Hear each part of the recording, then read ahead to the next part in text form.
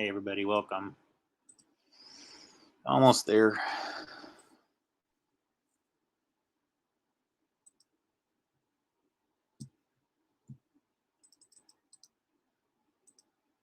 Should have got my cool theme music. All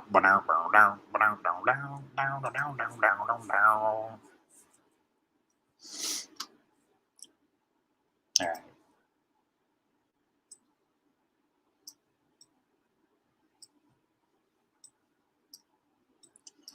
Man, that was weird.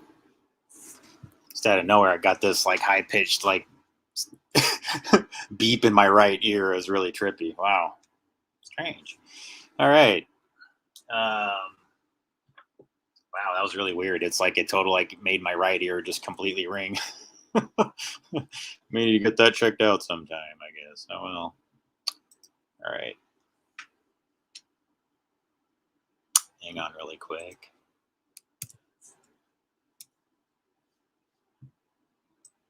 All right, I'm going to be talking about the outer limits and two episodes in particular in a good amount of detail. And if you're not familiar with the series, I'll give you some background. Hang on here. I'm still setting things up. Trying to make this relevant for later, so I don't want it to be too meandering in the beginning here. So let me get this chat window open so I can manage that. All right, cool. Got that.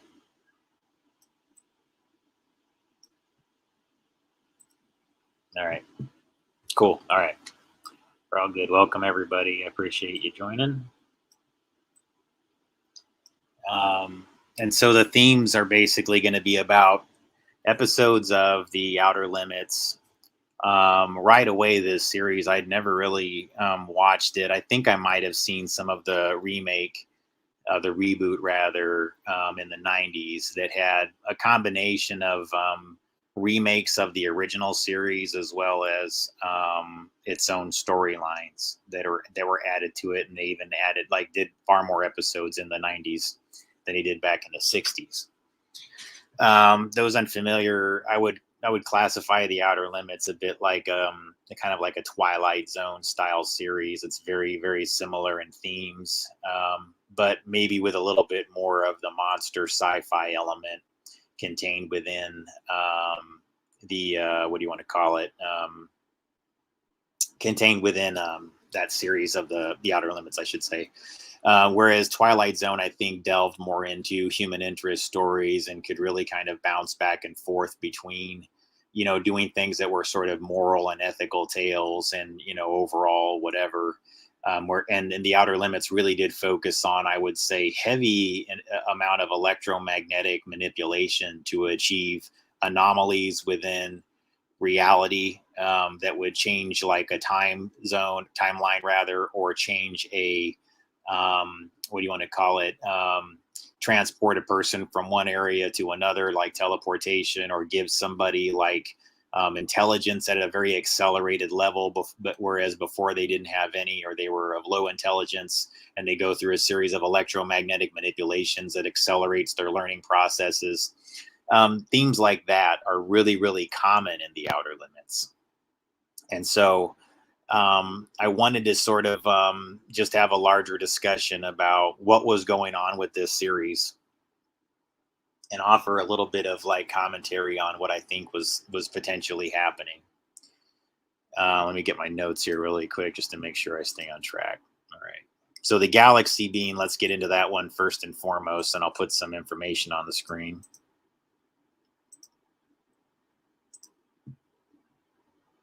Wait, where is that? I get another window up here. There it is. Okay. The galaxy beam. There we are.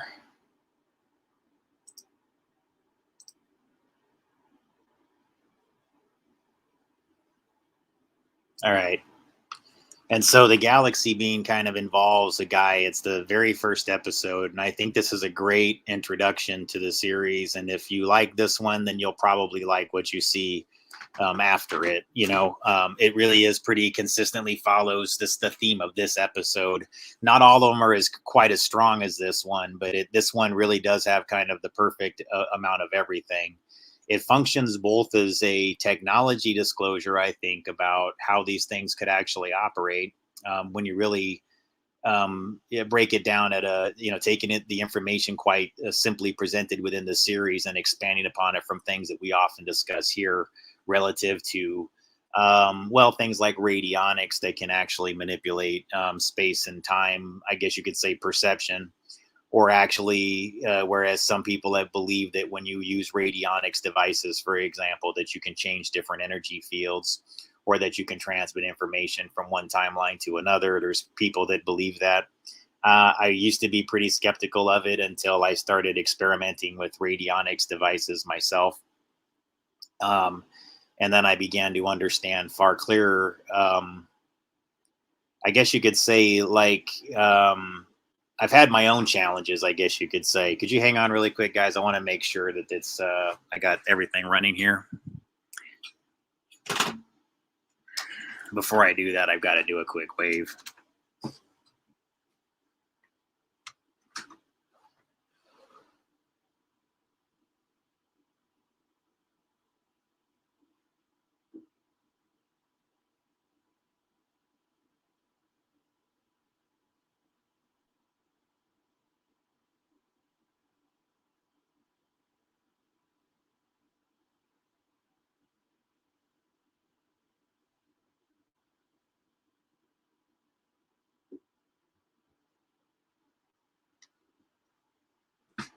All right.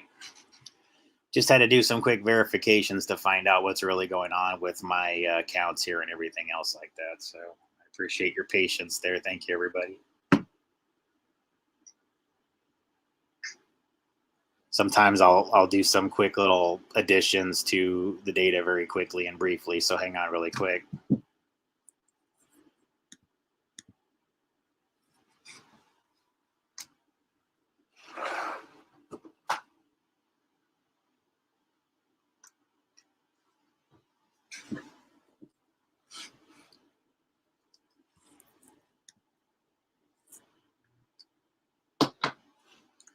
All right. I think I kind of know what's going on with my connection, but that's okay. We're going to plug away anyways.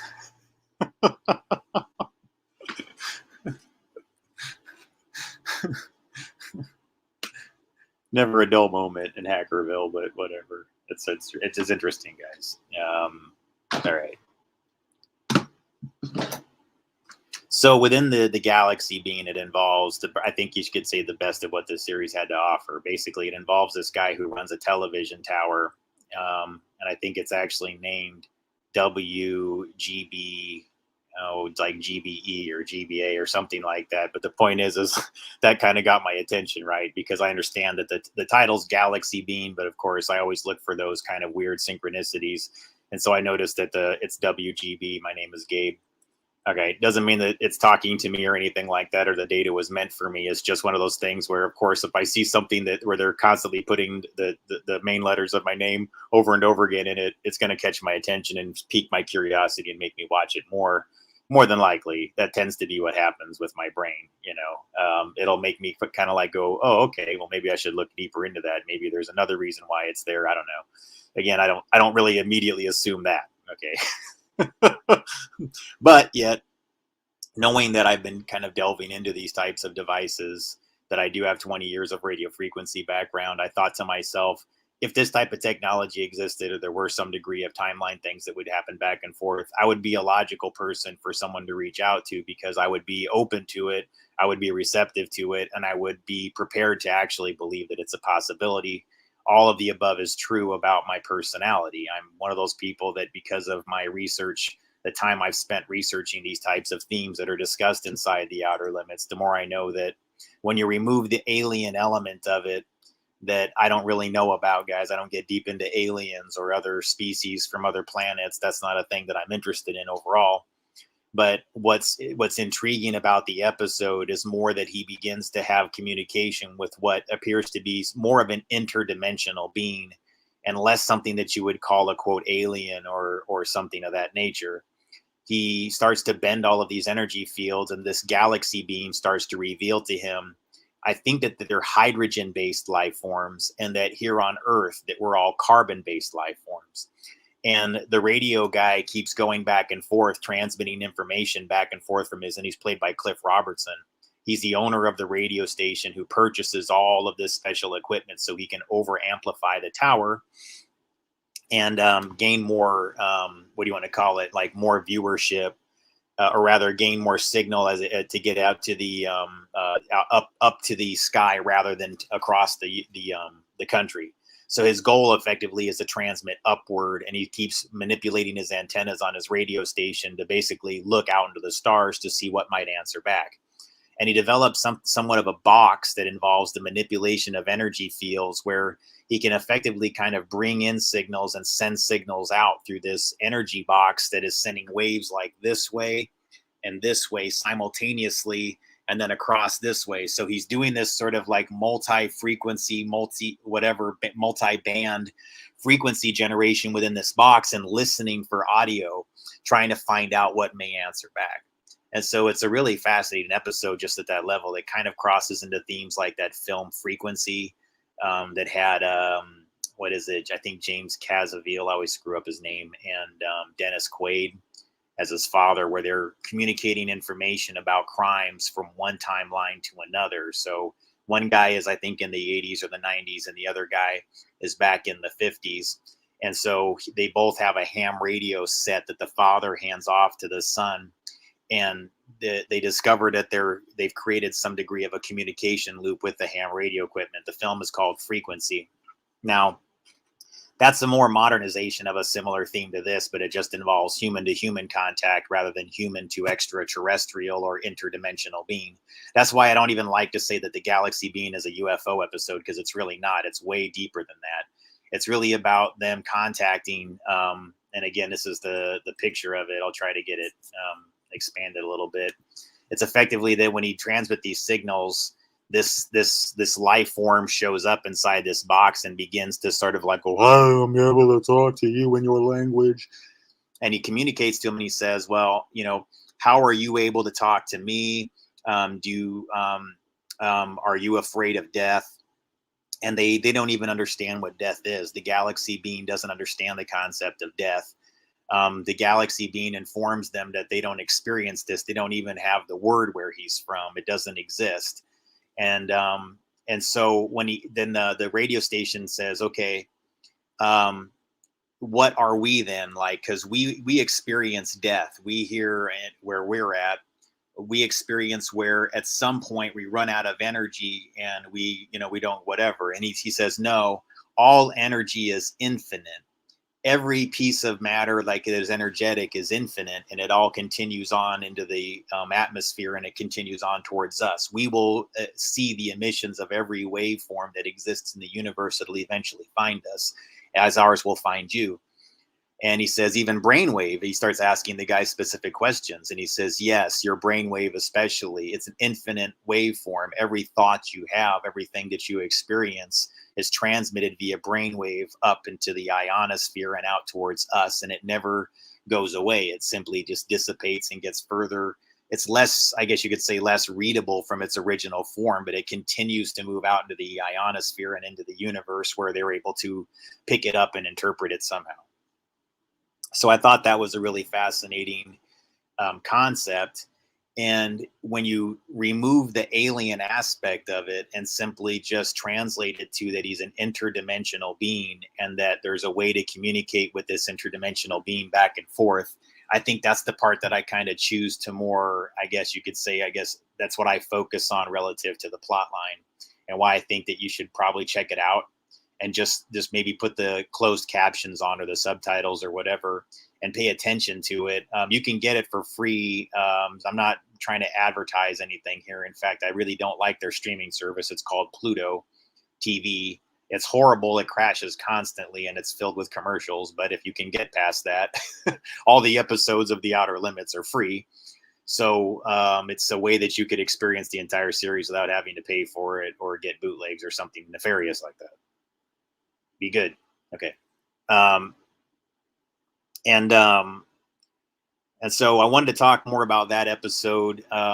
and then what it kind of discusses as far as like, well, this guy, for example, he's a radio station owner in town, and everybody wants to give him an award, but he's been so obsessed with contacting this interdimensional being that he's completely lost any sort of contact with his average everyday life. And this project that he's been working on, he's just been completely obsessed with and everything like that. So his wife in the episode is telling him, like, you really do need to leave your radio tower, and I need you to make a strong commitment to me that you're going to do this. And he says, yes, absolutely, I'll do it. But he kind of acquiesces reluctantly. He's like, yeah, I'll do it. But he doesn't really want to. He doesn't really have any desire to do anything but work on this project where he's going to contact, hopefully, this interdimensional being, because he keeps picking up signals that he knows aren't coming from nowhere.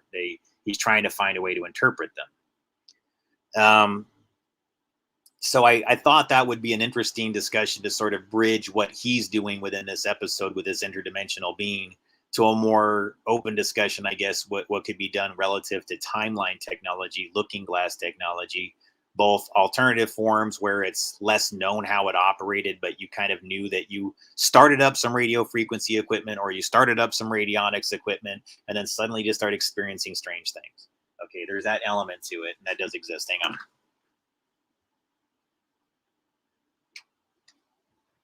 All right. And there's that element to it, and that does exist. Okay. And so as far as the timeline technology things go, hang on, guys. All right.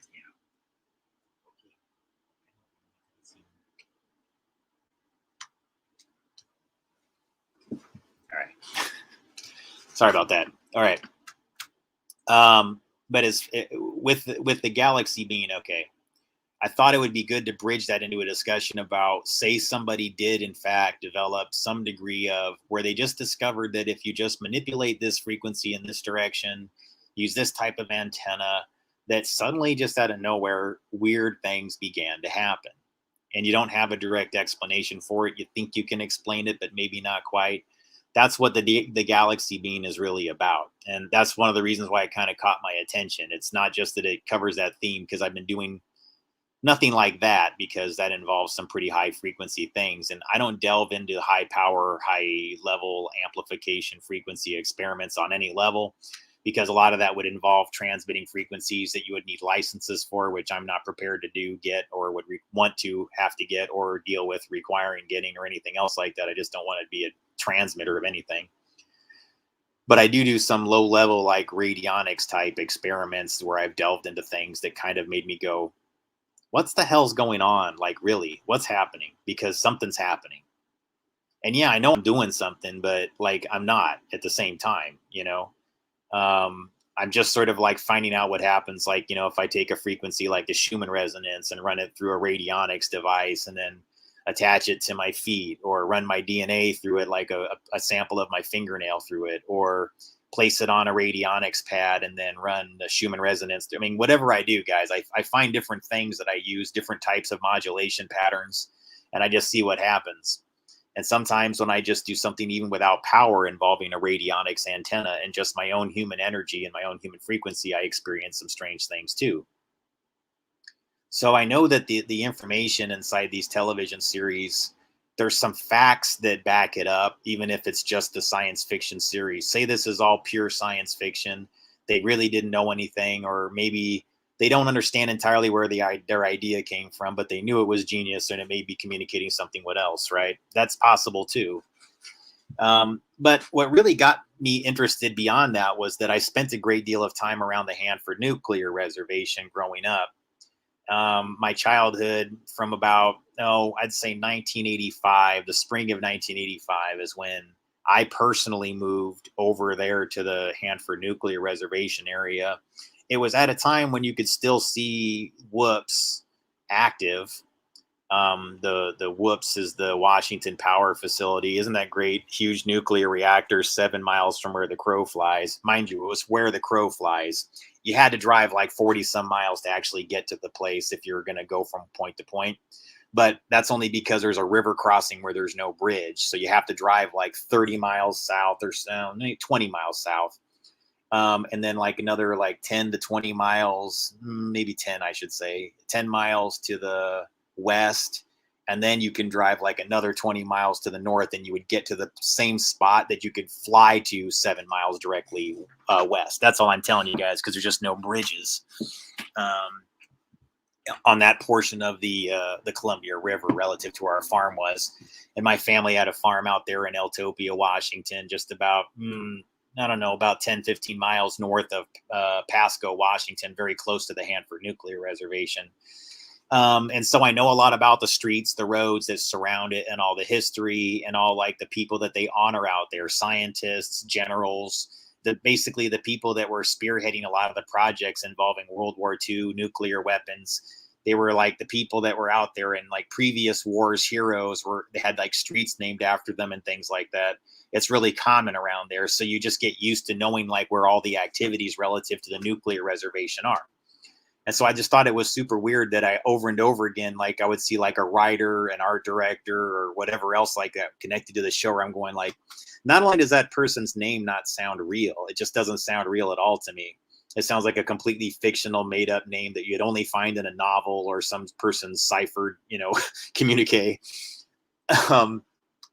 I was finding that over and over again on The Outer Limits. And I thought, well, even right down to the series creator, Leslie Stevens. Now, again, guys, not really that weird of a name. I think that it's quite possible Leslie Stevens is an average name and the guy could have just been Leslie Stevens. So let me not go too deep into tinfoil land if that's where you think I'm going. Is simply to say that those of you who are like regular viewers of mine who are from Eastern Washington and do understand the area better, this would probably resonate with you, especially in that there is a Leslie and a Stevens, and that these are places where I would say, especially Stevens Road or whatever it is. I think it's Stevens Road or Stevens Drive, probably Drive, Stevens Drive, is where a lot of the labs that were connected to the processing of the information surrounding nuclear weapons, energy, the companies that were all connected to it, the labs. This is basically Fat Man, Little Boy, Manhattan Project, all the nuclear materials that went into dropping bombs on Japan. All of that was this area that I'm telling you about. And Leslie and Stevens are two major thoroughfares that basically everything connects to relative to the Hanford Nuclear Reservation. So I've observed often that a lot of times they just simply create a producer character. And then that character is sort of like just assigned as like a fictional identity to a larger creative work. And so again, it doesn't mean that's who Leslie Stevens was at the end of the day. There might be a real person. His name was that.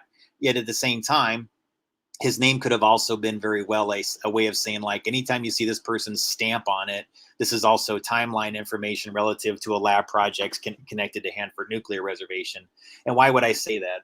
Because I think that when you're dealing with nuclear materials, anybody who's been kind of close to it, you have these things called Geiger counters. You have these like things that like measure ELF relevant to nuclear materials, the way it shakes everything around it.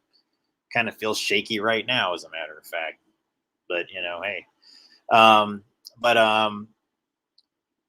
it kind of just shakes everything around it. And that's what nuclear does. It makes your whole body vibrate. You vibrate. It's not a very pleasant, a sensation. Okay. And because it does involve manipulation of extremely low frequency. And so since your brain operates on extremely low frequency, ELF, then you can understand how Geiger principles of extremely low frequency, and if you measuring similar types of frequencies relative to nuclear materials and their effects on like the earth, kind of measures it. The Geiger counter measures both the nuclear materials, and it's also doing like a ELF type thing, right? And you're also usually trying to do some degree of ELF within these things.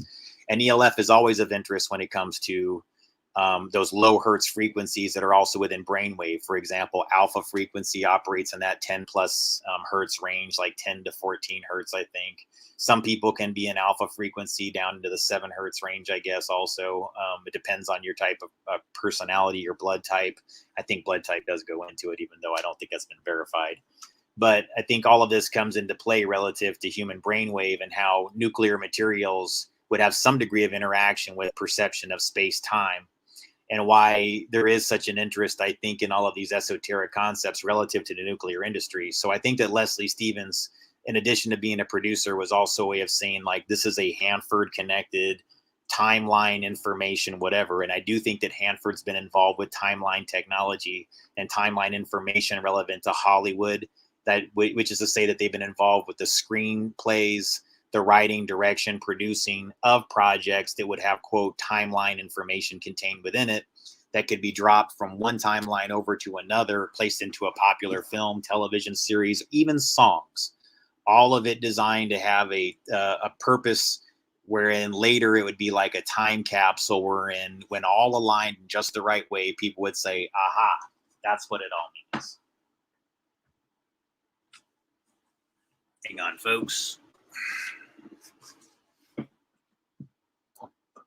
All right, hang on really quick here. I'll be right back.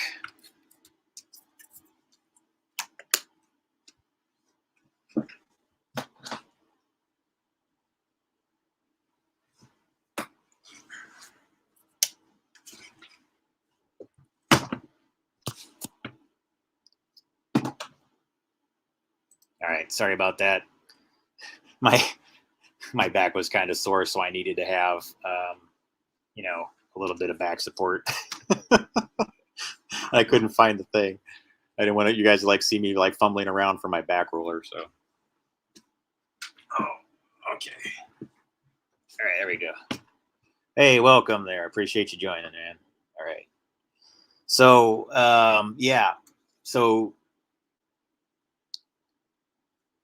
the thing about the Hanford Nuclear Reservation, though, is that Leslie and Stevens are both major thoroughfares that take you out towards the actual reservation to the border where it's called the Y barricade. You'll often find a lot of cryptograms relevant to the Y barricade.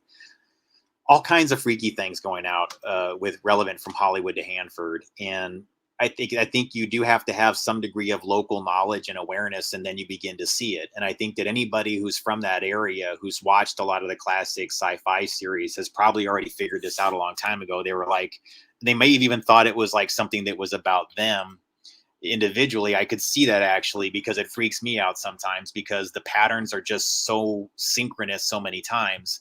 And it doesn't mean that that's the way that it is, although I'm open to that being a possibility, because I have done weird manipulation of things, guys. I don't know what's up with that, but yeah, I do like the signal generator things.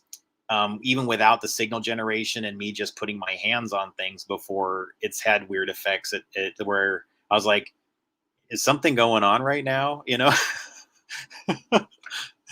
So I don't know, man. Those timeline windows are an interesting thing, but I think that people at the deeper levels of Hollywood all kind of get this. I think that once you're at a certain level, especially within esoteric societies, they're all in the know about this whole timeline thing, and they just know to shut up about it. And I know why they would need to shut up, and why there's good reasons why decent people who aren't part of some secret society for nefarious reasons would agree to keep it a secret. It'd be important. Now, why would there be such secrecy surrounding it? Why not just be open about it and say yeah, everybody, this happens? Well, the secrecy had its purpose for a while, but I think it's outworn that. I don't think there's a reason at this point, because a lot of it was designed specifically like a time capsule for us to all realize at the right time. And it's the right time to realize it. It's the right time just to sort of accept, folks, that it's possible. It can happen. And once you're open to that possibility, then you have to start forming, I guess you could say, functional groups of people that actually can, in earnest, work on these things and investigate them at a much more meaningful level for the right people, for the right reasons. And we should be, those of us who engage in those activities, I think it should be meaningful. I think it should be something that that when you get the type of analysis that we can get into relevant to what we can call from this type of material, whether it was actually designed to do that or not, I'm not sure that that's relevant in every case. I think sometimes you get information simply based on principles of the Fibonacci sequence, the fact that a lot of films and music have been played back on a spiral loop in repetition for many, many years in various different forms that involve magnetics, which is to say videotape, for example, would have rebroadcast a film over and over again on a magnetic tape loop, which I believe adds momentum and energy to the information that is contained within the actual tape that is being broadcast. And I think that those that are esoterically adept at a higher level do in fact understand that this is a tangible reality. They do get it. They do understand it. And so what I would suggest, now maybe not suggest, but I think that if you've gotten a little bit of like hints that you're dealing with something that's sort of timeline looping or timeline information, and it's getting like super real for you, um, I've seen it happen with people where it's like a real thing, and I know that it is for me. And so I'm just prepared to believe people that it's happening to. Now, what we do about it afterwards, I think that that's the thing where we have to get a little bit more serious about what to do next, because this is something that I think that there's a group of us that are very adept at finding this type of information within these series can do. And there is things that you can get from it that can help out. And a lot of times I think it is relatively sensitive, because I think that it was designed for parties that would know things that others just simply wouldn't. And it was designed for them to unpackage. So there's times where I feel like, yeah, I know I need to unpackage that and discuss it more openly, but I really don't think that I should be doing it on YouTube. But I have to, because no one else is going to take it seriously. It's the only venue, or any, some other streaming venue is the only about other place that I can really think that to get it out there in a way that the relevant parties external from those that already take me and them seriously will begin to take it seriously, especially as it becomes more self-evident to them that there really is something esoteric, large scale happening relevant to the way we perceive time and space.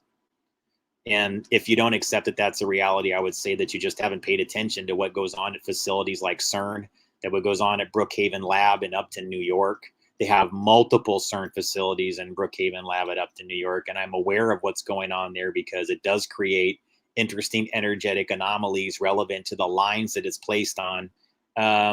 It's verifiable. That's the best thing that I can tell you. There's weird things going on up there at the Brookhaven Lab. They have their own CERN. And that's the thing that trips me out a little bit, is that people don't really get that. I can put that up on the screen for you really quick, guys, because it's relevant to this whole outer limits discussion.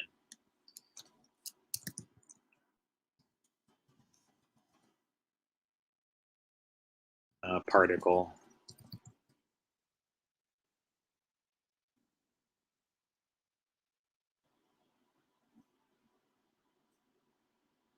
So nuclear and particle physics lab. There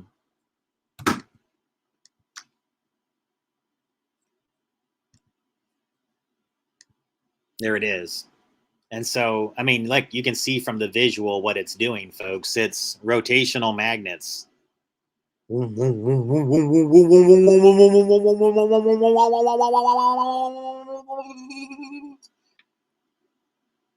It's not a whole lot more complicated than that. It's just drilling holes in all these different locations and finding out what different forms of spinning a whole bunch of huge ass magnets will do in an earth that rotates.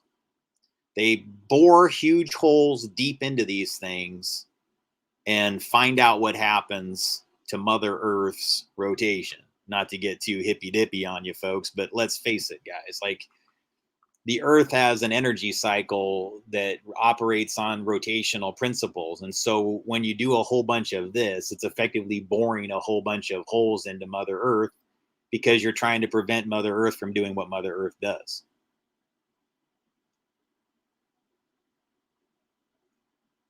on a large scale. And so what are the motivations of those that seek to do that? Again, guys, it's you're welcome to draw whatever associations to this that you want to. Maybe this thing is totally benign and not causing any problems, and I'm just some weirdo that thinks that. You might think that's true. And again, guys, I don't know one way or the other. I'm just telling you, like, if you're always pointing in Switzerland at CERN, just remember there's one of these in New York State, right on the coast, not far from where Tesla's Wardenclyffe Tower was located. And I think there's still a museum out there really close by. This is also very close to Montauk. This is also very close to the core story that's behind Preston Nichols, the Montauk experience, the whole Philadelphia experiment, everything connected out to the Montauk area where they had the radar installations. And my information merely is that there's parallels to every story like that. Every time they're telling you to only look at CERN, I promise you there's a Brookhaven that you're not looking at. And if they're telling you to only look at Montauk, it's because that's not the only radar facility. It's just the one that it's already been exposed to such a large degree that they know that what they should do now is just manage the information in a way where it's too confusing from anyone on the outside to interpret exactly what happened. And moreover, be confused about the multiple forms of Montauk that exist all across the country. One of them, I believe, was at Radar Hill, Washington, close to the Hanford Nuclear Reservation. You go up to an area called Radar Hill. Currently, there is a winery there called Arete Vineyard. I've done a story on it called Strange Wineries. You can find that back inside my material. Okay. So I just wanted to put that out there so that you guys can kind of have some more things to like do some research on your own with that. If you want to know about how one thing kind of connects to another. The whole Strange Winery story that I don't discuss with you in that article, the one I talk about, and those familiar with my material, you may have seen it. I did this a long time ago, about 3 or 4 years ago. I did this article about some of the ways that they were potentially communicating information by using the wineries as a front to do potentially other types of economies. Now, again, I didn't know one way or the other. I just knew that the information looked all fishy as hell. And I'm not the kind of person that just draws immediate conclusions, guys. It looked really damning. It looked really bad. It looked very suggestive, trying to like they were selling young girls or young ladies, minors to be specific, to be sold for sex. I mean, that's what it gave the appearance of, and they were alluding to it, guys. Now, if that was just a clever marketing ploy, touche, I guess I shouldn't take it so seriously. But it was so creepy and it was so sinister sounding, even to a person like me that normally doesn't draw immediate conclusions like that. I'm usually kind of like, are you sure, guys? Come on, man. I mean, I don't think you understand like some of the music scene, or you don't get how these people use irony to point out how this is actually offensive. And then, you're supposed to I would always defend certain types of humor or certain types of music, guys. So you really can't say I'm one of those person that immediately draws a conclusion. It's just that the things that I was finding out there close to the Hanford Nuclear Reservation in the wineries was extremely suspect. And beyond that, it had my family's names inside it. It was weird. I had a couple relatives that worked at the tavern associated with that winery. And so when I see my own family name of my grandmother on my father's side, Silva, I saw it associated with some creepy, suggestive wine label and description of their wines that communicated young girls, like they're like, take them home for a night. They look a little on the young side, don't they? Things like that, guys. They were really creepy ads. That's the best thing I can tell you. So I was really bothered by that. And then the deeper I looked into it, the more I found just bizarre activity up there in general. Agape being on the roof of next to an H-shaped building. Agape having multiple different definitions. It's sometimes also pronounced agape. I'm not going to get into what the meaning of that is, but you can look on Urban Dictionary if you want to independently. I'm not going to go there with anybody in this audience tonight. You're simply welcome to look it up on your own. And when you understand that quite a bit of the Montauk Project and the people that were called the Montauk Boys were kind of in some cases thought to have been abused, in some cases ritualistically abused, then it kind of makes the whole hints and suggestions at what was going on even creepier, to the point where at some point I want to shut up about it and I don't want to sit here in judgment, without having more. But I'm also kind of going like, this just looks really, really bad. I mean, what am I supposed to do? I can't say nothing, but the right people that you would say something to don't really care. So yeah, you know what it means. Okay, so again, guys, that's part of what would cause Montauk, quote, Kundalini type experiences. And I think that's what some of the kids were being used for, was to hack into the Kundalini experience and the Montauk, quote, boys, Moan talk. There's all types of cipher communication within the way that I don't want to go there tonight, guys. I want to talk more about the outer limits. But the point is that there's things that draw that whole Leslie Stevens. So the producer's name is Leslie Stevens. Leslie Stevens are two major thoroughfares that not only connect the Hanford Nuclear Reservation, but also everything that's out, that goes east, west, and north of it. And that's the areas that I'm from, that my family had a farm in, and where the community is very, very small. It's really trippy, guys. Like, there's so few people that live out there that I was just having a conversation with somebody that I'm staying with here. And they actually said, oh, here, I just found this thing connected to Bill Gates and this other person's, I won't say who the person's name is, but it involved a corporate farm that was getting sued. They had some connection to Bill Gates. And what's weird is I knew the person, I was in the same school as them, and that's how small the area is. And this is a case that made, I guess, news all over the place, but it just connects out to that Othello, Connell, Hanford nuclear reservation. There's these areas that are kind of north of Hanford and kind of surround Hanford that are called Othello, Connell, and that kind of thing. Anyways.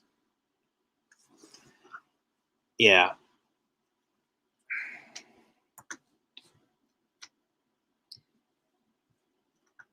Yeah. There's a lot of strange things going on, guys. That's all I can tell you. All right, let's get deeper into the timeline thing though, because I don't want to get into dark topics about all this other crap, guys. But the point is that there was other things that were going on, you know, with some of this information and everything like that. And I think that what you have is that these types of rotational CERNs, when they talk about Montauk and these radar facilities, I think what wound up happening is these types of things can be like placed in miniature forms all over the place as science experiments. And so I think they only own up to a couple of them, but they actually have them placed all over the place because they know what they do. Excuse me. Sorry about that, folks. They know what these things do energetically. They know what type of manipulation energetically goes on with these types of devices that are just simply rotational magnets that pull energy into the Earth core.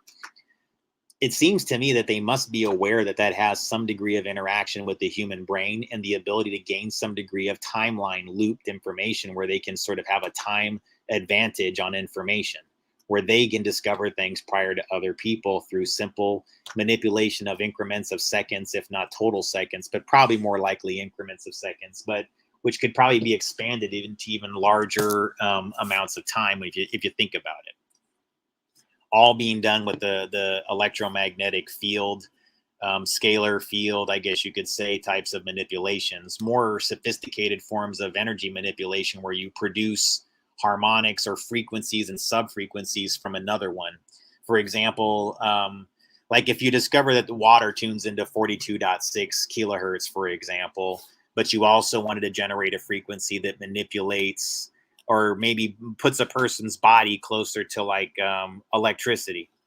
Well, you could aim an antenna, and this is just telling you guys, like they think of shit like this. So I'm just telling you what could happen. You could even measure these things. They could just aim something that is directional and high gain at your body. That's 42.6 kilohertz broadcast antenna. And then it would simply modulate it in such a way where it would create another frequency that would be at the brainwave level. So it would not only tune into the water frequency on your body, it would also go like, make you angrier, make you feeling calmer, make you angrier, make you feel calmer. All right. These things exist. They do. You know, I can show you one example of what I just told you is a real device. That one's called a Zephyr. They do exist. They have been invented. That's exactly the numbers that they use. That's exactly how they work on principle. They're just a little amplifier and a directional antenna that tunes into water frequency 42.6 kilohertz and can go up or down a little bit because everybody's body's a little different. You might have different concentrations of metal or dehydration or overhydration or whatever. And so everybody's a little different, but yeah, it can actually do that. Okay. Yep. All right, cool. All right. So you're kind of getting that maybe just based on what I'm telling you, that once we go back to the slide of it, like, you know, for example, let's go back to, not that. Hang on. Where is it? Okay. The Galaxy Bean. Here's one episode. Hang on. There it is. The Galaxy Bean. And no, that's the Outer Limits whole series. Here it is. Okay. You could see how something like the ability to, quote, contact an interdimensional being who may be able to provide insights, like that they're hydrogen-based life forms that are external from us but can communicate with us via brainwave, and that brainwave is an emission of energy, which it is measurable via an electroencephalograph. This cannot be debated or even questioned. And so when you integrate that concept into science fiction and you understand that brainwaves can also travel clear across the world, Now, what does that say about what he's telling you, the galaxy being, when he says energy is infinite, all life and all energy is infinite?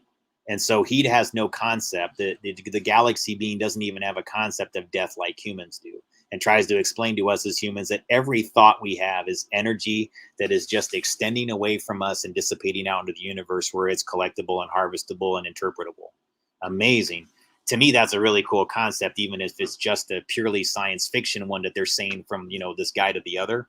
That's something that you can think about at a deeper level, and ponder on a greater level, as far as what is human thought, what is human brainwave relative to energy. And I would argue that this is just a verification that we are basically bending the plasma field, that we're actually making things into reality to some degree.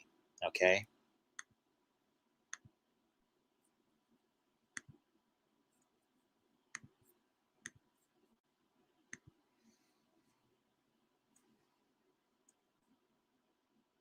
So yeah, guys, there it is. The Outer Limits. Its series creator was Leslie Stevens. And so, for example, I could show you like Richland, Washington map.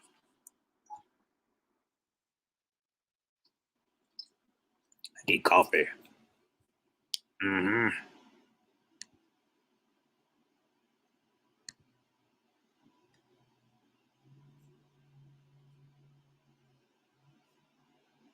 Wow, what a crappy map. Okay, let's get a better one. Oh, there it is. Maps. Dirt. Okay. Sorry, folks. I'm new to this whole mapping thing. Wait, where is it? Hey. I gotta put it over here. Nope, wrong one. Dag nabbit. Hang on.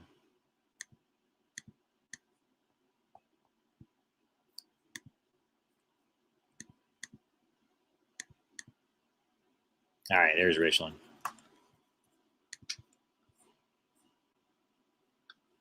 So there's Keene Road. Leslie kind of goes into somewhere there near Keene. Hang on.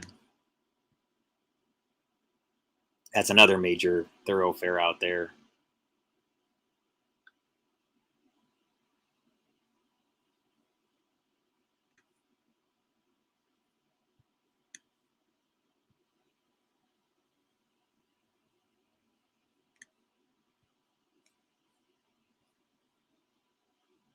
All right. Stevens is, where is it? Thayer.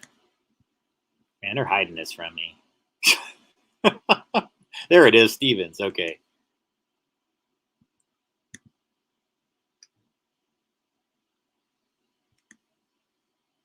So yeah, this is it right down here. Stevens Drive, and then if you notice, it forms into this A where the Catholic Church is, like a huge letter A. Trippy, right? And this all ascends up this hill. So Long Avenue goes into Stevens Avenue, and then if you follow Stevens, like, and notice how it forms like an arrow, right? Like a, wow, that's trippy. That's almost like a delta symbol, isn't it? Not trying to be cryptic or cheeky, guys. I know, I'm aware that delta's got another meaning right now. But see, this is Stevens, right? So if you notice, the arrow right here points and just goes north. So you follow Stevens, it takes you straight out to the, where the, this was all originally a secret project, guys. Like, this was all, everything you see out here, top secret. And this is where you get into the Hanford Nuclear Reservation. As you can see, the border of it is Stevens Road right there. Here's a little bit of trivia for you guys. You see that cell tower that's right there? I used to maintain that cell tower right there. Right there by the, I'm pretty sure that was ours. Yeah, right there by the railroad track. Yeah, that was ours. Holy crap. Yeah, that's really good. Oh, no, wait a second. It's this one. Yeah, this is the one. Trippy, right? I literally used to maintain that tower between 1997 to 2004. And then I was in charge of all the design modifications to that tower between 2005 to 2012-ish. That's when I left that job. So I used to maintain that cell tower early in my career, this exact one next to Stevens Drive. And then I was a cell site design engineer on the cell tower also. So that communication exact tower there, it was called Stevens Drive. I mean, that's the name of it. Anybody who works at US Cellular, who that cell tower belongs to, by the way, go ahead and question me on this and look it up on your own. That cell tower belongs to a company named US Cellular. It might be registered under something called Carroll Wireless or King Wireless or something like that if it's on an FCC registration, but it is registered to US Cellular. If you go to that tower, you'll see a sign on it that says that. That's a company that I worked for nearly 2 decades, had various different jobs. And so, as you know, that's Stevens Drive. So when I tell you guys, like, I've chewed a lot of dirt near the Hanford Nuclear Reservation to kind of know that when there seems to be something kind of weirder going on with like the puzzles that are in these plot lines, I spent just so many years out in these environments, and because I deal with radio frequency, I can believe these things. I'm capable of believing the unbelievable. I'm capable of actually getting to that conclusion. But I'm telling you, it takes me a long time to get there. I do a lot of data collection and verification, and I make sure that before I even like spend any time on it, that it's worth looking into.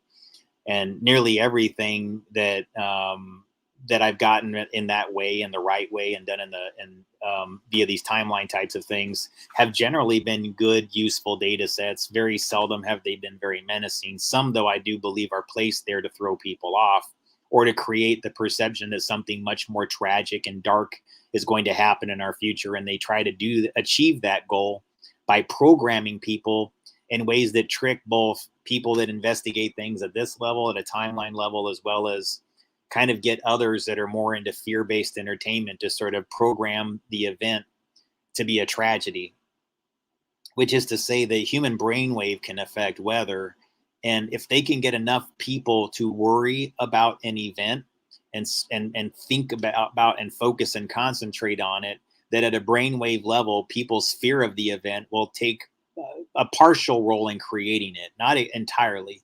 I'm not telling you that people create earthquakes and volcanoes, rather and tornadoes and tropical storms in the classic sense. What I mean to say, though, is that human brainwave is very manipulatable, and those who understand Geiger counter principles, nuclear materials, and how Earth connects to humans at a frequency level, they all get it.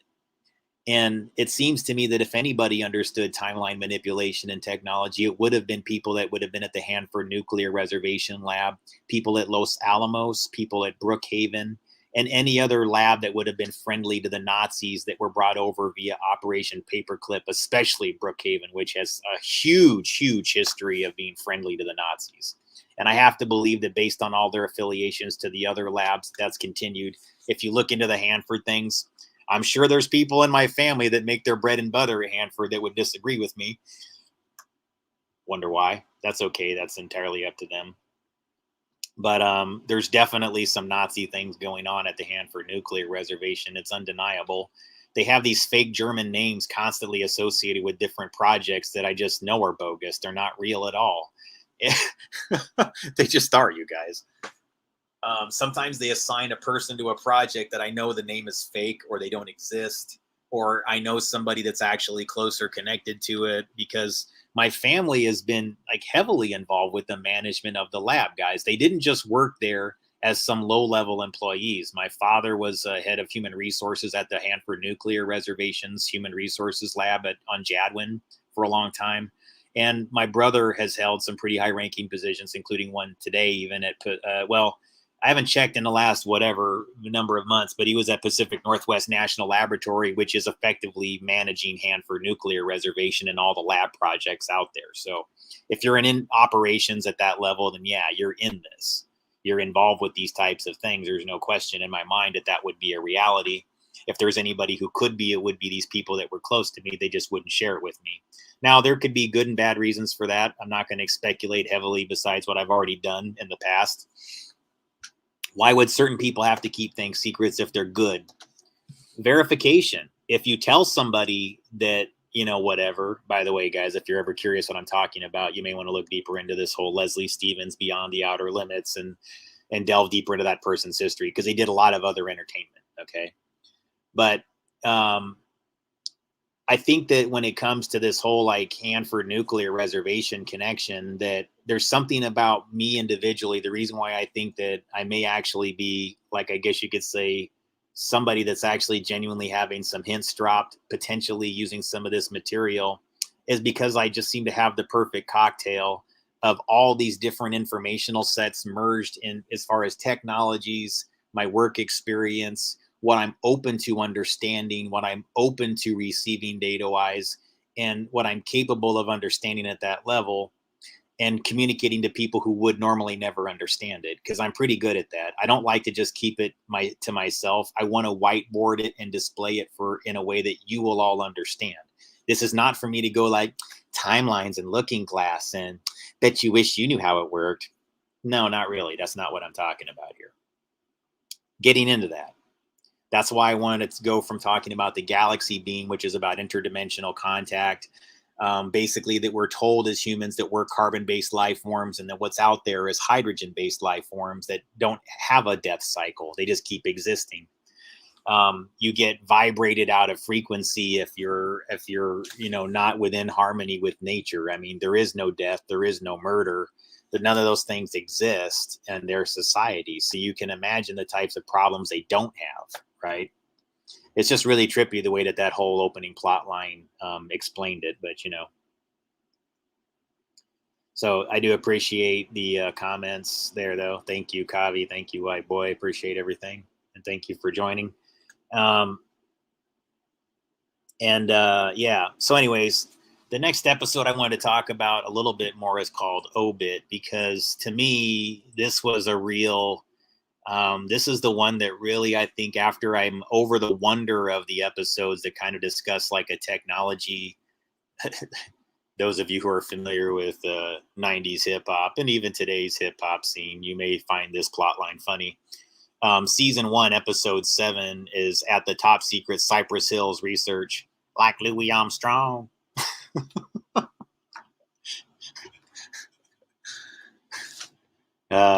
What's your favorite Cypress Hill song? Anyways, at the top secret Cypress Hills Research Center, scientists are kept under constant watch through O.B.I.T, O.B.I.T, Outer Bank Individuated Teletracer, a mysterious electronic device that tunes in on the different wavelengths of the human body.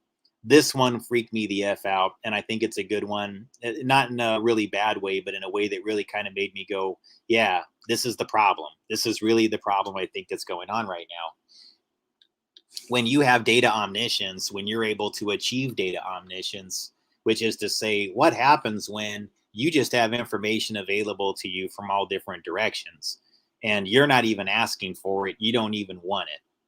That's kind of the conundrum when it comes to timeline technology. And when you're a person that delves into it, it just seems like nearly everybody wants to access you, and not always for good reasons. Nearly everybody that understands this is kind of looking for you to be some sort of like funnel or communication pathway to signal out like their intentions externally. I don't know, guys. But I think there are people that are hip to this and who's receiving the information.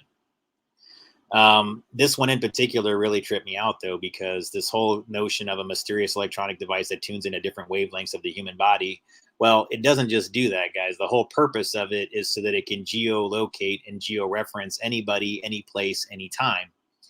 And the series winds up really just discussing at a larger ethical and behavioral and psychological level, what impact would it have on not only the people that are the subjects of the frequency manipulation of their bodies, but as well as the people that are looking into the device to learn more through the device. How does it affect them as the operators of the device?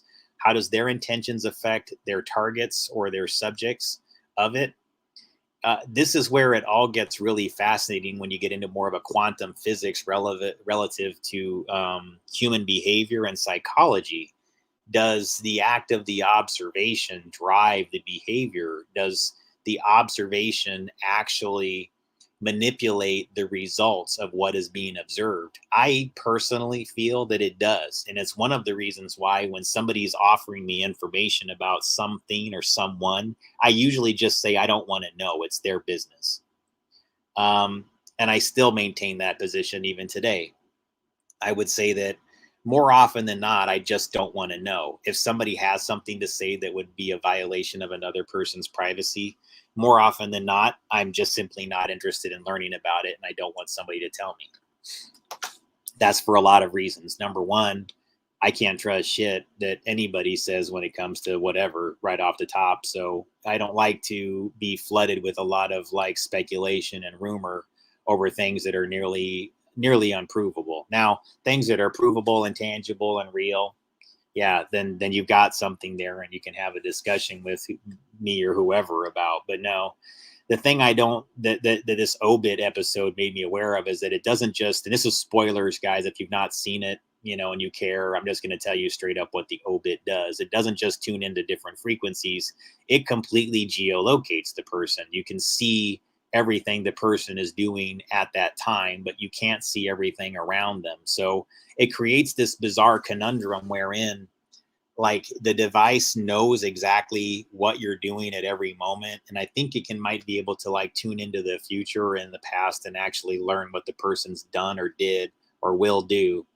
A totally freaky, total information awareness device, not unlike what SAIC, Science Applications International Corporation, proposed via TIA, Total Information Awareness, with Admiral Poindexter back in the, I think it was the this is the 90s and the early 2000s. And I'm not sure if it was a response to 9/11 or if it was thought of before 9/11, but yeah, this is just one of those like types of things that could have damn near done this. I mean, maybe not frequency tuned to where it could see what you're doing kind of things, but it's spooky at that level. And I would argue that that's kind of where we're at now.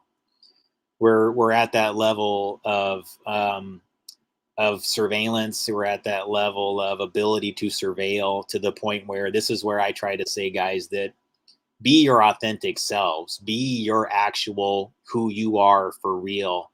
And what I've noticed is that as this type of system has increased, the real life O.B.I.T, which is TIA, as TIA and other concepts that are similar to what O.B.I.T discusses, has become a reality. There's a camera everywhere. There's cameras in your doorbells. How many people, if given the opportunity, would simply watch their doorbell camera all day, fascinated by what they see, or would install cameras like around their garage and inside their doorways or whatever? I've done this, guys, as a brief experiment, not so much like because I was trying to surveillance. So we actually had a reason for doing it. In one case, we were just trying to like find an easy way to monitor when something got dropped off at the front door. So put a GoPro cam right there at the window and just like looked remotely through the camera. That was one thing that we were doing recently, just to whatever. But even that type of thing really drew a bigger question to me. Like, you know, what does that sometimes lead to, like in a person's mind? Like if they're really concerned about things and they have a strong fear of the future or just a general curiosity or whatever in humans that extends into like learning what people do when they think that no one's looking. How does it affect the operators? How does it affect the people that actually use the technology on everyone else? I think that it has a damaging effect on their psyche. And I was saying this to a friend, that if given the option to have all of that information at my disposal about somebody, I generally ask somebody, please don't tell me. I would really appreciate it if you have something to share with me about whoever, that you simply keep it to yourself, because despite the fact that information's available, like however, about anything, anywhere, anyone, anytime, and that's pretty much the reality nowadays, I would just like to keep things the way that they used to be before all of this happened, as much as I can maintain that in my own life and for my own relationships and my own sanity. I want to, and I try to. The trippy part is, though, when you're getting things about timelines and everything like that, it's just like you realize that for whatever reasons, there's potentials for people to just simply not want that to happen. So I would say that whenever you're provided an option to, or somebody really wants to aggressively make you feel negatively or push you away from somebody or something or someone in a way that could be destructive to you individually, especially because a lot of times what they'll try to do is place competing data sets in front of us to effectively harm our relationships, because they understand that the more stressed we are, the more in rage, anger, and fear we are, the less capable that people like us are able to receive what's called intuitive communication pathways, which operate on low hertz frequency levels. And this is something that I've learned, is that the more I can maintain a meditative or alpha frequency mind state, especially in challenging situations where somebody's really trying to aggressively troll me, or a situation may just have me stressed, or maybe there's just something like, I don't know. I don't get that bothered by things that go on inside, my channel as much anymore. If I ever did get that bothered, but just things that are like there to jam you, I guess. That I've learned that to not let those things like really stick around, but to also, the minute something like that goes in or attempts to go in, I try to use that quick burst of when it was effective very briefly to get my attention, to quickly turn it around and make it into something that's very positive and forward focused and gets me going in the right direction in the right place and time, so that I don't get stuck in an energy trap or an energy loop of negative thinking and negative programming. Because individually, we're sort of feeding information into the aether that makes the next form of reality what it is.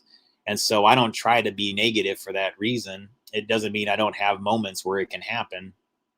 But overall, when things get at their darkest and when things get at their most depressing, I try to turn that switch in the opposite direction and say, okay, what do we got going on next? What's going to happen now? How do we fix this? Or what do we do to correct this? And not go into the boo-hoo. Especially with this O.B.I.T thing.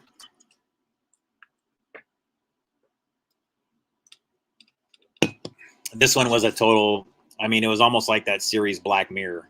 I stopped watching that one after the first season because it was too dark. And I really felt like that its purpose wasn't to warn people about things in the future. It was to sort of get things to happen. That's what I really am always kind of toggling when I'm talking about these types of materials, folks. I don't even always know what I should suggest to people or what is a good idea to suggest to people. Sometimes I feel like if it's the wrong type of material, it may, I don't know, put out the wrong thoughts and suggestions, or the wrong whatever to the wrong types of people who would misinterpret it or interpret it in a way that may put them in a place where they're in a more negative mind state, as opposed to feeling like they learned something, all right. This all got really, really super weird for me individually. So once I get past all these themes and like the psychology of having omniscience and data omniscience, what would happen if you would establish links where people are just able to communicate to you and tell you things? Do you always trust it?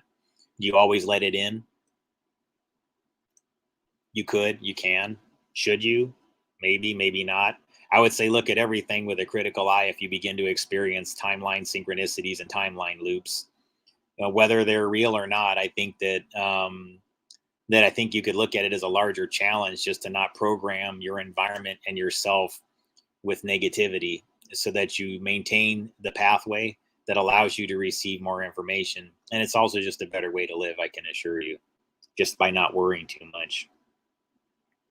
Honestly, folks, I'm not going to get into much detail, but like I've been just dealing with my own situation with something where, look, like there's been things that I've wanted and longed for many, many years in my life, and I wanted to see them become a reality.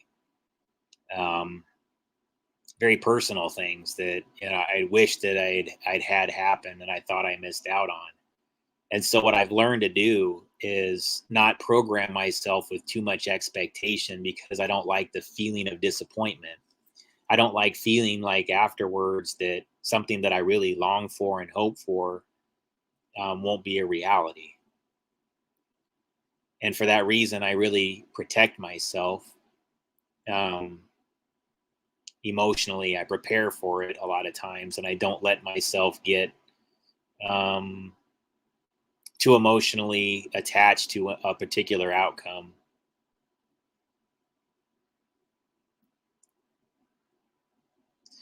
And that being said, um, sometimes there's things that you really want to see happen in the world or in your own life. And, the reality strikes you that it's an actual possibility.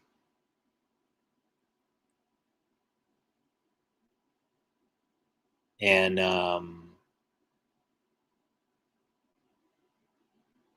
then what do you do from there? I don't want to go there right now.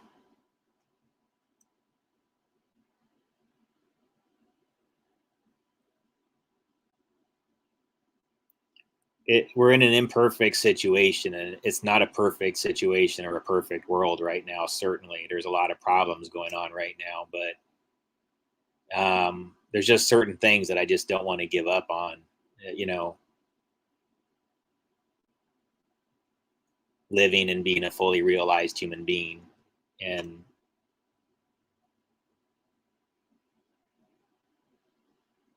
I don't know.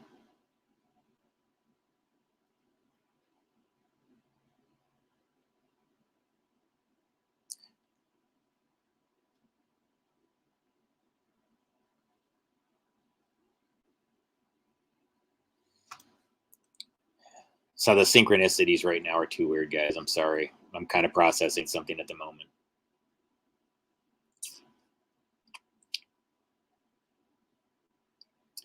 All right. So there's some actors that have been in the outer limits. This is where it gets into the whole DNA and personal connection thing. There's more to it, but I don't want to go there all right now. So as I told you guys, like I come from a line of Silvas, that's part of my bloodline. Doesn't necessarily mean that it's the actor Henry Silva, but I think that you could place a question mark there potentially, as there being a potential link, even if it's not a direct one to that exact name in person or whatever. Um, when I was about 7 years old, okay, there is something that really weird happened. I observed that my grandfather on my mother's side took me and another person, I should say, to a couple of films. Now I'm a little kid. The films he took us to see are the following, and I'll just plug these in here. I'll just use this window here. He took us to see Sharky's Machine. And again, I'm like 7, 8 years old. I think I'm 7 when this one came out in 1981. Yeah, so 74 is when I'm born. And he takes us to see this movie, Sharky's Machine, in the movie theater. Let's take a look at the plot line here.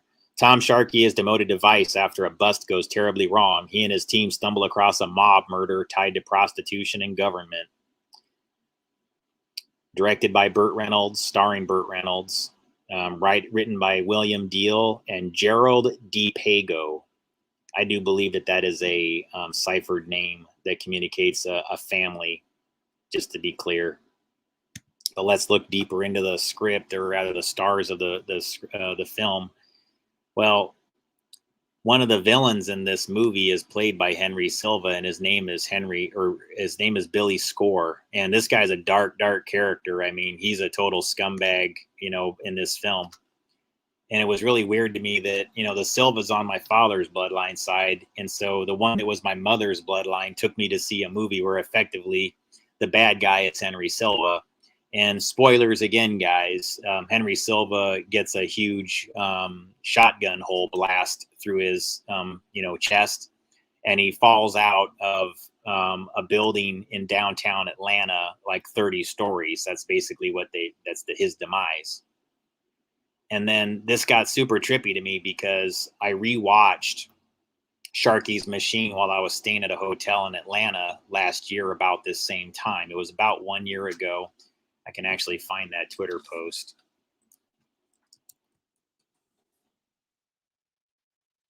And so it was around that time that I actually on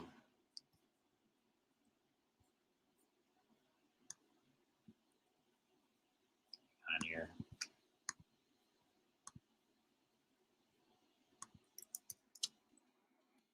Everything's moving super slow. But yeah, last summer I started researching the whole Sharky's Machine thing. And one of the things that I do is I map filming locations, especially if I feel like I might have a DNA link to a filmmaker, producer, Cruise True. What's going on here?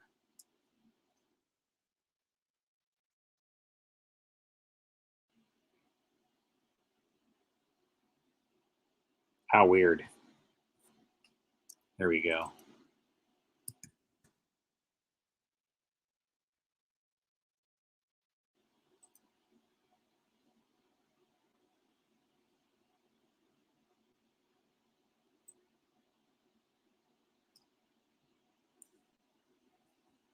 All right. So something weird happened while I was watching this Outer Limits episode.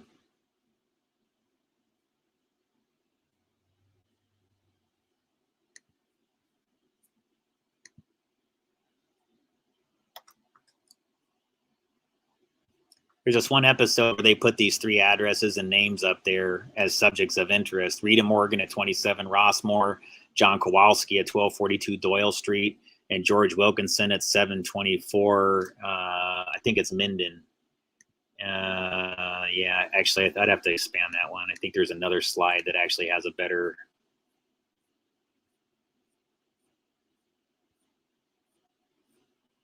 Oh, yeah, that's the original post right there. Okay, so just to show you guys, this post that I did was back there, 7:09 p.m., June 15th, 2020. That's when I was in a hotel in Atlanta, and I discovered that Sharky's Machine was also filmed in Atlanta. I had no clue. I was just trying to like understand why my grandfather would take a 7-year-old boy, to see a movie that's basically about a drug sting, mafia connections to prostitution, and a cop that in the process of investigating the mafia falls in love with one of the women that the gangster has enforced prostitution. He winds up, falling in love with her, and they start a family kind of thing. So again, spoilers, guys. Sorry about that. But to me, this whole like idea of being taken to see this movie, the fact that Henry Silva's in it, why is that relevant? Henry Silva is not in one but two episodes of The Outer Limits. So if you go back to here, and I think actually I put it inside this post. Hang on. I should cycle you through it here, but I said 2 episodes of the Outer Limits. Hang on here. 2 episodes of The Outer Limits featured Henry Silva.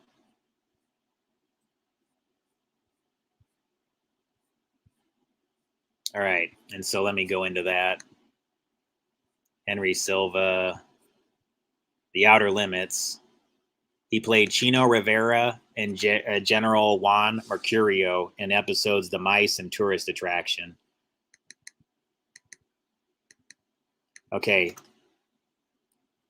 So again, as actual episodes, those ones I don't find like quite as relevant as far as like The Outer Limits go. I'd have to rewatch them, but there was not a whole lot going on with them in them aside from the lines of Henry Silva that made me kind of go, is what's going on what I think is going on? There's something really strange here with the way information seems to be getting passed in these weird plot lines.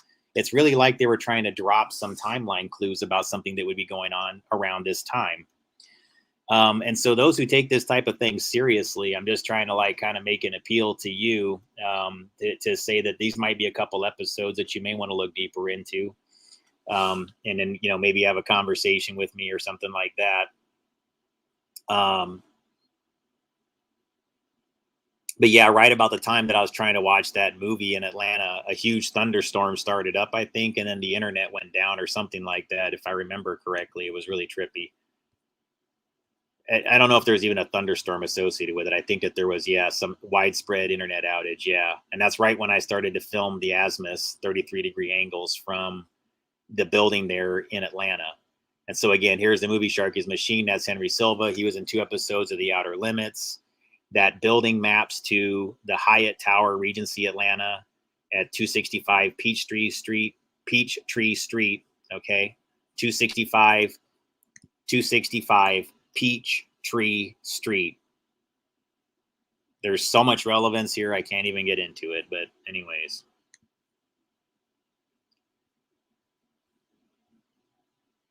That's where this finale was filmed, right there. And so what I do, guys, is, and again, I basically do these energy lines where I find out where they film something like Sharky's Machine or an Outer Limits episode. And then I find out where they point north, south, east, west, oftentimes. In this case, I only mapped east and west. I didn't go due north and due south, but I did map 33 degrees and 213 degrees, and I mapped everything east and west. And what I find really weird here is that when I mapped east, but I also mapped that 1242 Doyle, it lined up really close. So again, how do I explain this, guys? It's kind of difficult unless you're there. This is why this is also challenging. I'd already done like a year prior to watching The Outer Limits, all this research. And then suddenly I get this series of addresses from this episode right here that lines up with research that I was doing in Atlanta, in Georgia, or about Atlanta, or about Georgia. And it also lined up with all of these sort of other things that are going on within existing timelines. It's difficult to explain, guys. I'm going to do the best that I can because there's just simply some things that I can't say about it. I'm not trying to be cryptic, I promise. It's just private.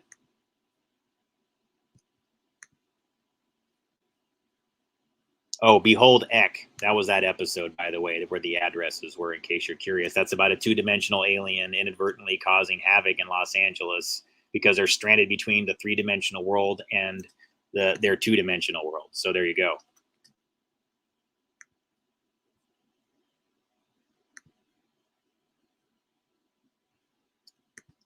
And just to give you some insights into what I was doing and why this is all so bizarre, that circle you see up here, right? That's the hotel that I was staying in. And so again, I was near the Atlanta airport, and I draw these energy lines and locations that I stay in or that are relevant for or that are relevant to filming locations. Right as I was staying at this hotel is when I was doing like a Carl Reiner, I was reviewing all of his films. At the same time I was watching a Carl Reiner film, Carl Reiner died while I was at that hotel, while I was watching a whole series of his movies, one of which was called Summer Rental, which stars John Candy as an Atlanta airport air traffic control operator. And I was watching that movie around right on the same day as Carl Reiner died. Okay. I'm not joking here, guys. It's super strange what goes on. He died that same day as I was watching a movie that specifically the plot was about an air traffic control operator. And the hotel I was staying in was a Howard Johnson on the 6th floor that literally could see the exact air control traffic tower that John Candy would have been situated in the film Summer Rental, directed by Carl Reiner. Then the clue from the addresses in that Behold Ek episode, Minden Avenue, only maps to one place. I only found one thing on Google Earth. It maps to Carrollton. Carl Reiner, Carrollton. Remember I told you earlier that some of that spectrum might be under Carroll Wireless? That was US Cellular. Kind of strange, right? Carroll, Carrollton, Minden. Really weird how these things all kind of line up. Again, guys, Minden is not a very common street name. It really just maps to Carrollton. If you can find other Mindens, let me know. But it was weird because one lineup of the address on The Outer Limits goes to Carrollton. And then when you go to the other lineup, it goes to the Doyle Avenue. So remember what I showed you earlier, guys. These are the addresses dropped in an episode. If you don't think timeline things can happen, here they are. There's Doyle. And this address down here, it's obscured, but it's Minden, 724 Minden. This is 1242 Doyle. Doyle, Minden. One is west of it, one is east. Let's go back. There's a Sharky's Machine location. There's Doyle. So Doyle is connected to the Sharky's Machine location.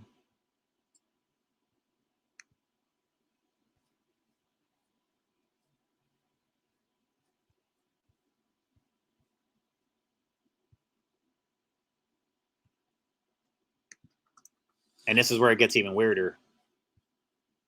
When you also add in the line from the hotel I was staying in, here's this blue line up here is coming from Sharky's Machine, right? Where that Atlanta tower is. This green line is coming from the hotel I was staying in just by the airport when the whole Carl Reiner thing happened. And when the two lines intersect, it's right next to Doyle Street, which is one of the addresses that's dropped in The Outer Limits from 1963. You explain this to me. You explain it. Because I don't think it's just synchronicity. Now, I'm open to it just being a regular synchronicity. I just don't think it is. I've gone through too much weird things here, guys. So again, let's take another look at this here, what we're staring at here. 2700 Rossmore, Rita Morgan. Okay, that address maps to Binghamton, New York. And it's the intersect, that address specifically. I did some research long before I knew any of these things. This blue line here is George Soros's garden. He has it pointing in different directions. Different angles are pointing arrows inside his garden. One aims down there. And then the other line was coming from, what was it? again, guys, I don't have a lot of George Soros things going on, but the other line you see there, that blue line, or rather the other line here, is from the Georgia Guidestones. So one is from the Georgia Guidestones, the red one, the pink one, the fuchsia line, and the other one is from George Soros's garden. They're the ones that line up to 27 Rossmore in Binghamton, New York. The address provided in a 1963 episode of The Outer Limits, prior probably to a lot of these things ever being built, or even some of these streets being in some of these neighborhoods. So again, here's the lineup of addresses and information. I was staying in Atlanta when Carl Reiner died in ATL. That hotel lined up to the west, due west, with 724 Minden. 72 is also my name, Gabe. Gabe Bed. Well, Gabe's bed, the MIN, the mobile identification number, okay, MIN. Carrollton, Carl Reiner, Carl. See how that works? Okay. Weird, right? Now, it's just really a matter of understanding. Was it all just a coincidence? Did these things all line up for a reason? Now, I think that my grandfather, regardless of whether he was a good person, a bad person, or whatever, was obviously doing something at a high level with whatever his relationship was with Westinghouse relative to Project Talent, and I think Project Rainbow. There's these parallel projects that involve manipulation of radio frequency and extremely and electromagnetic fields and their impact on the human body. They were also connected to the Montauk Project, the Philadelphia experiment, and those types of things when they're trying to develop cloaking abilities for ships. They exposed a lot of soldiers and other people that were probably civilians to high-level electromagnetic fields. I myself have exposed myself to high-level electromagnetic fields within the wireless industry for many years until I retired in 2015. So I am familiar that there are some other effects, okay? All right, so that's kind of what I know, guys, on that. Someone's asked me if I know anything about Ron Howard. Yeah, I mean, if you're speaking of Ron Howard, the filmmaker, yeah. I mean, I am familiar with Ron Howard, and I think that he's done quite a bit of work relevant to timeline things and information. I've never had a bad feeling about Ron Howard ever, to be honest with you. I've always thought he seemed like a nice guy, and I've never got the creeps from him. I've never felt anything bad about the guy at an intuitive level. And I also believe that his film Willow was giving people within the context of a fantasy film a great deal of information about the Human Genome Project and people that have what are considered to be like the holy grail of DNA, and that there would be people that would be existing basically to exterminate any of the offspring of those people that have that rare DNA. And so I think that Ron Howard was on the good side of that battle. And I think that the film Willow has been kind of buried within the collective memory for some strange reason. It's a really brilliant fantasy film. It has Val Kilmer and a whole bunch of other actors and actresses. I mean, very good pacing to it. It's a little bit on the long side, but I mean, it keeps going, has a lot of humor in it. It's very sweet natured. So I never got a bad feeling about it. I really thought that the whole plot line about the evil witch looking for a special woman or that would be born with a birthmark and making sure that she never lives past being born, or that no women are born within the kingdom, was a super interesting plot line, because there might be something kind of similar to that going on, folks. And if it is, then those people require some degrees of protections and to be in areas where, you know, those things can't happen to them. And so, yeah, so if that's the Ron Howard you're talking about, yeah, he did a lot of great films. Gung Ho, I think, was telling people a lot about the interaction between Asian cultures like Japan and America, giving us some insights into the way that there would be some degree of like things going on between America and Japan. But of course, now the big conflict is mostly with China. I guess you could say we're not dealing so much with, you know, import battles with Japan as much as China now.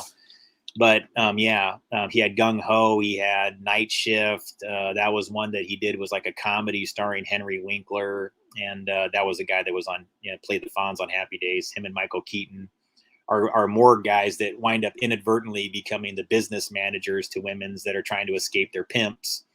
So that was another interesting thing that Ron Howard did. But yeah. an interesting, you know, correlation and everything like that. But yeah, I think that he did some really good information dropping within some of his films too. But I haven't really gone through everything that Ron Howard's done. I just know that there's quite a few strong films that he did within the '80s, especially that was really thought were pretty relevant and worth examining. Yeah, and I'm trying to think of who else connects to this, guys. Like I've been talking about the Outer Limits this whole time, but I mean, the thing that I'm noticing is that there's the older Outer Limits that was in the '60s was definitely something that had I think more optimism inside it. It was really just trying to warn people. It wasn't trying to spread as much doom. When I watched the modernization form of it in the '90s, it really was like more like alien civilizations coming down and dominating us. And I think in the '60s, it was more about what would happen if we begin to contact, you know, interdimensional beings of some sort, or started to communicate across timelines and things like that. It was more in that. And I think Twilight Zone also covered that material quite brilliantly, and also had some pretty amazing, strange synchronicity events as well. But, you know, I didn't want to talk as much in detail about that one tonight. I might do another presentation, guys. I wanted to kind of wrap this one up as just being about the weird things that I've been finding with the Outer Limits, to kind of give you a primer into why I'm going to be talking more about it in greater detail.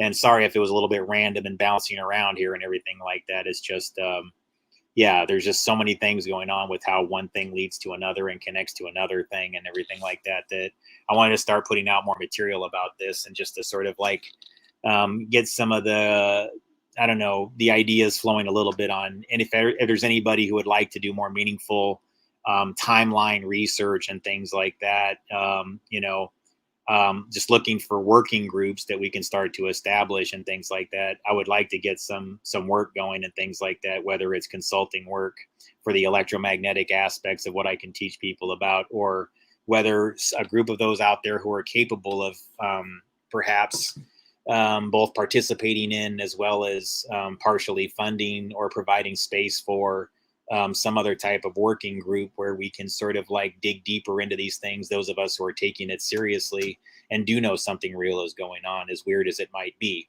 because I think that you do have to have some folks out there that can do that and establish a base where it's taken seriously, because we can associate tangible data sets. Why do you get this information at specific locations? Why did certain filming locations get used? What are the larger esoteric reasons behind why one information set leads to another at a purely scientific level, even without outside interference or the knowledge of the individual operators?